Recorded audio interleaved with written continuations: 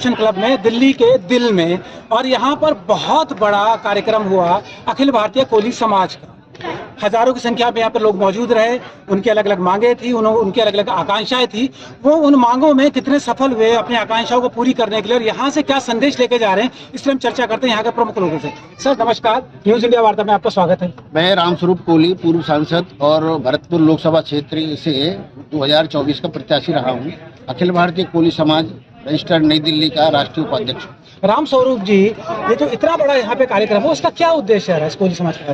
हमारा अखिल भारतीय कोली समाज के राष्ट्रीय अध्यक्ष कंवर बावलिया जी को मैं गांधी जी की उपाधि देता हूँ, जो गुजरात से आते हैं। और मैं निवेदन करना चाहता हूँ, हमारे बावलिया जी ने पूरे भारत में हर राज्य में जा करके, मैं उनके साथ में था, हर राज्य में जाकर के मीटिंग करी और हमने एक आयोजन रखा आज 14 जून को अखिल भारतीय कोली समाज का राष्ट्रीय अधिवेशन के लिए।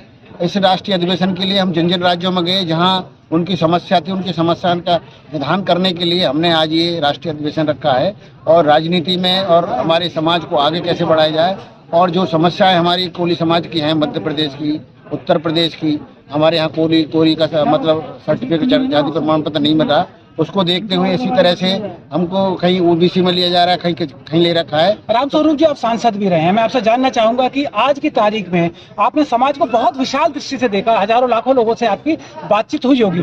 आपको क्या लगता है कोली समाज के में अभी आज की तारीख में सबसे बड़ी कौन कौन सी चुनौती है? मैं चुनौती तो हमारे सामने बहुत है, लेकिन हमारी जो जिन्हें जनप्रतिनिधि हैं वो हमारे राष्ट्रीय हमारे देश के यशस्वी प्रधानमंत्री नरेंद्र मोदी जी और अमित शाह जी के सामने हमारे बावलिया जी उनके नज़दीकी हैं।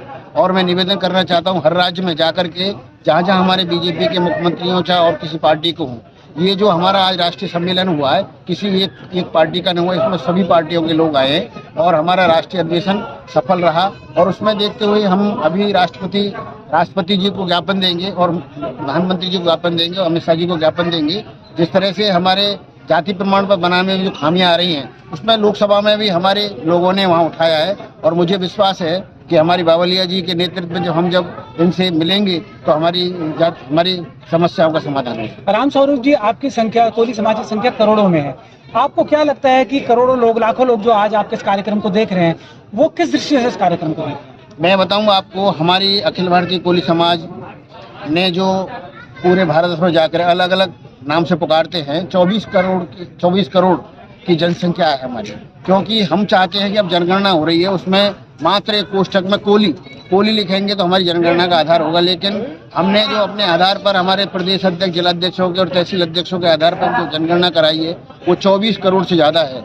और हम चाहते हैं 24 करोड़ के आधार पर जो हमें नेतृत्व मिल रहा है, उस नेतृत्व को देखते हुए हमारे गुजरात में हमारी बहुत बड़ी संख्या है। अभी बावलिया जी 7 बार विधायक रहे, 2 बार सांसद रहे, अब राष्ट्रीय अध्यक्ष हैं। इन पर पहले भी कैबिनेट मंत्री का दर्जा था और आज भी दर्जा है। और हमारे अमित शाह जी और मोदी जी का इन पर पूरा आशीर्वाद है कोली समाज। राम स्वरूप जी, सम्मेलन के माध्यम से और चैनल के द्वारा आप कोली समाज को क्या संदेश देना चाहेंगे? मैं कोली समाज को संदेश देना चाहता हूँ कि हमारी कोली समाज के बच्चों को, बहनों को पढ़ाएं, जिससे आगे बढ़ें और राजनीति में भाग लें। लेकिन सबसे पहले पढ़ाई है।